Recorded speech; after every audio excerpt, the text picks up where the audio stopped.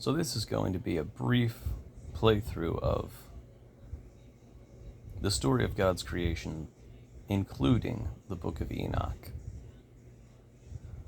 Now, many people do not believe that the Book of Enoch is actually scripture. I was one of them.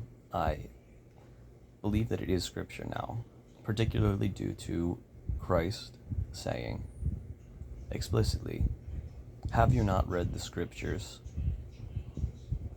In heaven, there will be no men and women given in marriage. They will be like the angels." Now you can read through Genesis, through Revelations, or rather Genesis through Malachi, and you will never see that scripture referenced. That is only referenced in the Book of Enoch. So, that said, the basic premise of Enoch is that God is a God of self-control. He also has ambassadors that he gives authority to. So God creates an earth where humans, Adam and Eve, can tend a garden. And he tells the angels, "Take care of my creation."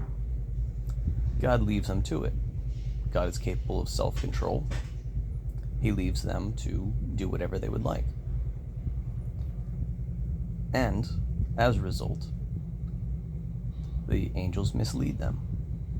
The angels get bored, and they think it's beneath themselves to take care of these little stupid creatures that are God's pets. And so, as hundreds of years go by, the angels breed terrible monsters out of themselves that go around and rampage, basically because it's fun, and go terrorize the inhabitants of Earth.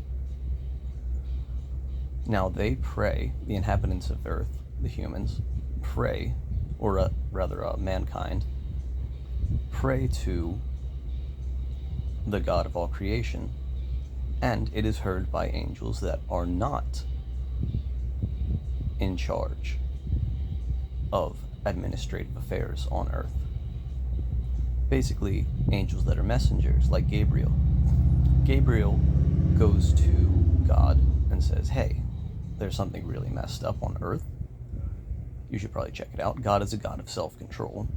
God is a God that keeps himself from seeing certain things by his own will, as he is capable of self-control.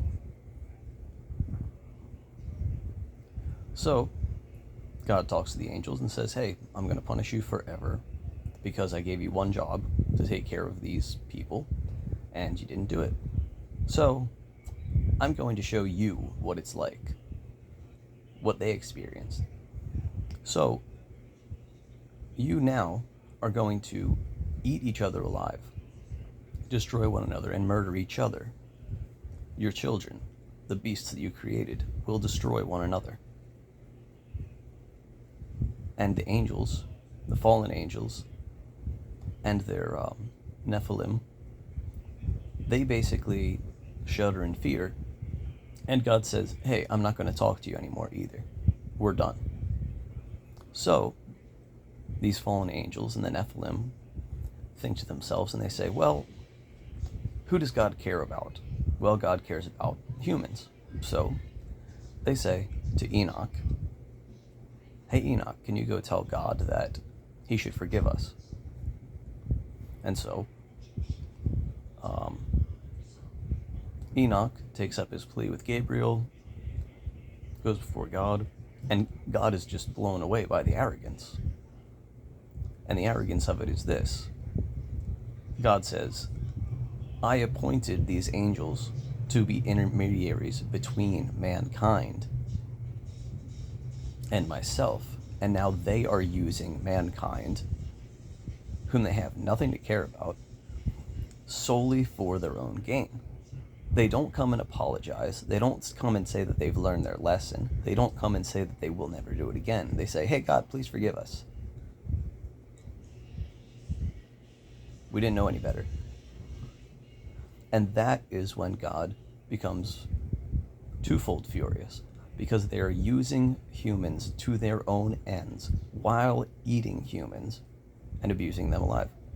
And so after the flood and after the destruction, he causes them to destroy and eat one another. These disembodied spirits that are eternal spirits because they were made by angels are furious with God. And instead of learning their lesson and saying, we really screwed up, we really should not have done what we did, it was kind of an ignorant thing to do, they do the exact opposite of that, and they double down.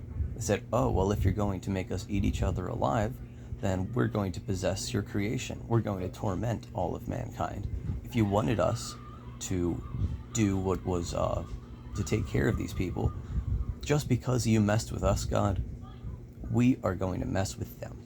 How do you like that, God? And that is the arrogance of demons. That is what you are dealing with. These are creatures incapable of redemption.